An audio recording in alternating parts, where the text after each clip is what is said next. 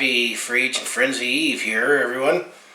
It's Brett Hornby here, and I just figure with all the recent speculation that I've been reading online, and many of you hockey fans are probably doing the same, I decided to make a video here and just speculate on what the Calgary Flames are going to do or possibly do or done already, just based on what you read online based on Hockey Buzz or follow the Twitterverse here.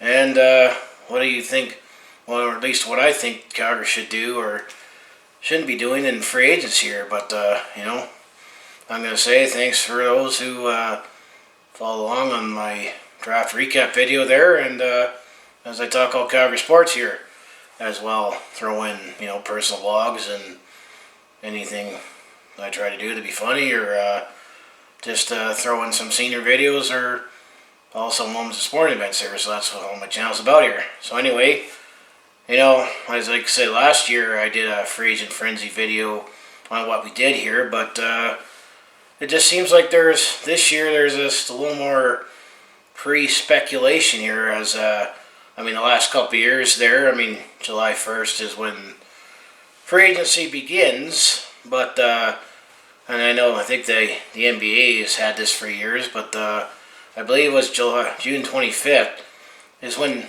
prospective free agents could at least start talking to teams here, and there's definitely some speculation on that when it comes to the Calgary Flames here, as one of the question marks that the Calgary Flames have had, and some say we should address here, is our goaltending here. And some speculate. David Riddick has been qualified but not signed yet. But the consensus is that he'll come back to being the starter here. But then some were wondering, what should we do with the backup here? And it seems to be apparent that Calgary is looking to move on from Mike Smith here, as there's been reports and speculation here that the Calgary Flames are about to sign Cam Talbot here, the former, he started his career with the New York Rangers, backing up Henrik Lundqvist here, but many thought that he'll be good enough to be the starter there. So then he actually went to the Edmonton Oilers there, and I'm going to say he actually had a couple good seasons there, especially considering the teams that he had in front of him. But he did lead the Edmonton Oilers with Connor McDavid in 2015 to the second round of the playoffs there. But then last season, he definitely fell off a little bit there. He was making just over $4.2 million there when the Oilers signed that deal. But then last season, he got traded to the Philadelphia Flyers there for Anthony Stolarz, and then he was one of the many, many goalies that the Philadelphia Flyers employed there through injuries. But then eventually Carter Hart has taken over the net there, and then the Philadelphia Flyers also re-signed former Flame Brian Elliott, who was one of the many goalies that the Flyers used last season. Some were speculating that Cam Talbot wasn't coming back here. And then there's actually reports out there. I think it was Andy Strickland on Twitter, one of the reputable sources out there, and you start seeing it on Hockey Buzz, that apparently the Calgary Flames are about to sign Cam Talbot to a one-year deal there. There's no word on what the cap hit is here. I'm going to assume it's going to be less than the 4.2 that the deal that he signed with the Edmonton Oilers there, but if we do bring in Cam Talbot here, he's 31. Mike Smith is 37 there, and his cap hit was, actually what happened was that when we acquired him, the Arizona Coyotes actually retained 25% of his salary there, but his cap hit was like $5.6 million, but then 25% of that, so the Flames were still on the hook for about $4.1 million there, but the Flames will have $16 million in cap space there, but we got to, sign guys like David Riddick. Matt Tkachuk's definitely going to take a big chunk of that. And then as well, you got Andre Mangiapane and Sam Bennett, all the guys that we qualified there. And then I know one guy that Calgary did resign. The guys that qualified was Alan Klein, but he was just on a two-way deal, and he still was on a two-way deal where he came up for a few games there as a depth forward, but he led the Stockton Heat in scoring there. So, I mean, I would be okay with Cam Talbot coming to the Flames if, indeed, if it happens here. I mean, I'll do a Free Agent Frenzy recap video next week after all the signings get made here, but, this could be a perfect situation for him to platoon with David Riddick, assuming we get him signed to be our starter here. Because I think gone are the days where you have one goalie who plays 70-plus games and then you just have what we call Mick Backup here. Because, I mean, all the years that we had Kipper here, I mean, he was one of the top goalies in the league there. But then, when we put the backup in, didn't play as well. And unfortunately, we always kept playing on not playing Kipper as much so we can save him for the playoffs. And then it never works out. And then he plays over 70 games here. But, if David Riddick continues his progression upward here, I think Cam Talbot could be a potential 1A, 1B goalie that can spell him off, play 30 games. I'm going to assume he won't make as much here, but for Cam's case, this could be a case to have another show-me contract and potentially come back and be a starter, or, maybe find a new home in this side of the Bell of Alberta here. But this is all speculation until 10 a.m. tomorrow on Canada Day when free agency starts, 10 Mountain Time, because it's noon Eastern when it officially starts here. But, I would be okay with that. But then there's some other speculative news that I think maybe the Calgary Flames should stay away from. And to quote Bugs Bunny here, what a maroon. Some sources out there in the gossip world is saying that the Calgary Flames are one of many teams interested in Patrick Maroon there. I mean, this past season, he actually went back home to St. Louis, signed a one-year deal. It was $1.75 million. I looked up there, his cap hit there. I mean, he did start his career with the Anaheim Ducks, and then he got traded to the Edmonton Oilers, and I believe all the Edmonton Oilers gave up was like a 7th-round pick, and then he had like a 20-goal season there and had a career year, and I think then he got overpaid, and then eventually Edmonton wanted to move on, and Patrick Maroon was definitely one of the depth guys that the St. Louis Blues eventually signed, and he is from there, and as it worked out, he was a part of the Blues team that won their first ever Stanley Cup there, and now suddenly they're saying many teams are interested in Patrick Maroon there. I mean, sure, he can provide some veteran physical presence on the Flames that we could use, but there's some danger here is that if any teams are interested in him, that's going to overinflate his price here. And I think the one knock, I think Brad Treliving,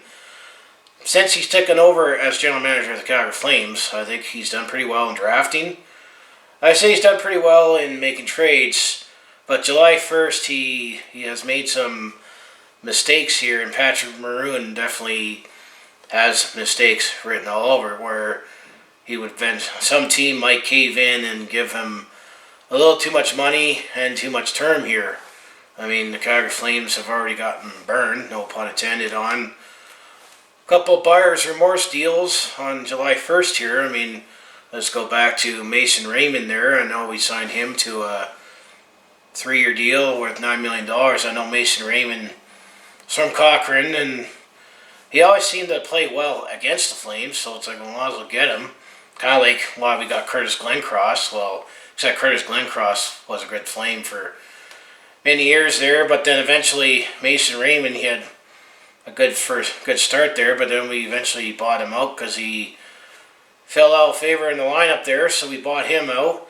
And then another guy that we signed that eventually was bought out last year was Troy Brouwer, and Patrick Maroon kind of has that smell to it, the Mason Raymond, Troy Brouwer contract smell if we give in and signing too much money, and then also, James Neal last year. I mean, the Flames have not bought anyone out yet for the June deadline, where there could still be the August buyout, and I'd still think that Michael Stone could be that guy could be bought out because he still has 1 year left at $3.5 million, but he could still be a decent defenseman for depth here. But I still think Patrick Maroon we should stay away from. And then another player, although this would have to be via trade, is Nazem Kadri from the Toronto Maple Leafs here. He still is signed for another 3 seasons. His cap hit is $4.5 million here, and Toronto is definitely one of those teams that are probably in even more cap crunch than the Calgary Flames could potentially be in, as in, they're looking at trying to keep their core, including Mitch Marner there. So there's some murmurs that maybe Nazem Kadri could be coming here in a trade here. I'm not too sure. I mean, there's speculation that the Calgary Flames could be shopping around Michael Frolik or TJ Brodie here, but their cap hits are pretty similar to Nazem Kadri's here. As Frolik, I think his cap is around 4.6, and then Brodie's is around 4.5 as well there. So I don't think them going to Toronto will really change anything. We're just shuffling deck chairs in that sense. But I still think when it comes to the Calgary Flames there, if Cam Talbot is the goalie that they could go for, I think there could be a fit here on a 1-year deal if the cap is reasonable. But I personally think there shouldn't be many signings that we should make here, because we have made some signings here that didn't look good on July 1st, and on Sportsnet there, Brian Burke also says that trade deadline in July 1st, usually that's when a lot of mistakes get made, where you're thinking you're in it or you need a piece away, and then you give in and you spend maybe $1 million too much and get too much term, and then you have a stinky contract that you can't get rid of. So I personally think we definitely need to get a goalie if we're moving on from Mike Smith here, because the only goalie we have signed in the system here is John Gillies, and I'm not too sure if he's ready to be an NHL goalie full time, and maybe he could be shipped in a trade package too. But I just say Cam Talbot, I would say, would be a good fit if you get him. I should say we should stay away from Patrick Maroon. Nazem Kadri, maybe, as in a trade, if there's a trade that makes sense there. But I think, we need to look at possibly moving out cap space, and there's speculation that Frolik, I would put more money on Frolik being traded over Brodie. Brodie's just some speculation. I think he's expendable, but he still could be a useful defenseman here for the Flames. But he has 1 more year left on his deal, and maybe should try to capitalize him, because maybe we would decide to move on from him anyway, because some entry-level deals are running out here, and looking at how Rasmus Anderson and Yusuf Valimaki are doing, they're definitely going to be in for pay increases as well. So this is just my pre-free agent frenzy here, that it's those 3 players that kind of sort of connected the Flames. Cam Talbot's definitely been the most connected, and Patrick Maroon is getting kicked tires by a lot of teams, and Nazem Kadri seems to sometimes get thrown in as potential rumor, or maybe he could be on his way out from Toronto there. But I just say Calgary should be more focused on locking up all our restricted free agents that we qualified. We need to keep Bennett. We definitely need to keep Kachuk. We need to keep Mangiapane. Definitely got to keep Dave Riddick for sure. So we definitely should lock them up. But I think there isn't really much of a market to go after someone in unrestricted free agent, because I don't think we're in a position we can afford to overpay, and based on track record with this current regime, we've gotten burned too many times on July 1st. But what do you guys think, coming in? Do you like the rumors and speculation out there, or is there anyone else that you think, the Calgary Flames should go after, or are you like me, that thinking they should be more worried about getting a goalie and then pretty much not doing too much?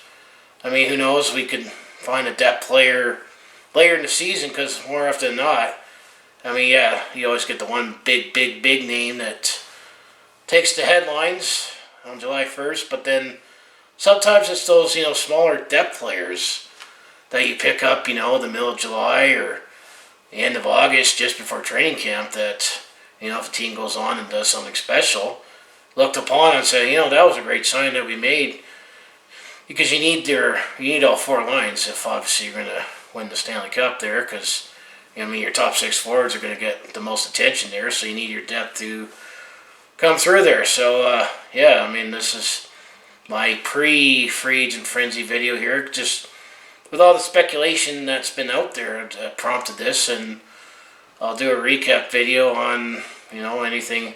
There hasn't been any trades yet for the Flames, and, we'll see who we sign and what we do here, but it sounds like one player is on his way here and a couple of maybes. So I'm going to say thanks for following along here on my YouTube channel here. Just make sure you hit like, subscribe if you enjoy everything I do, and I'll see you in the next video here, and go Flames go.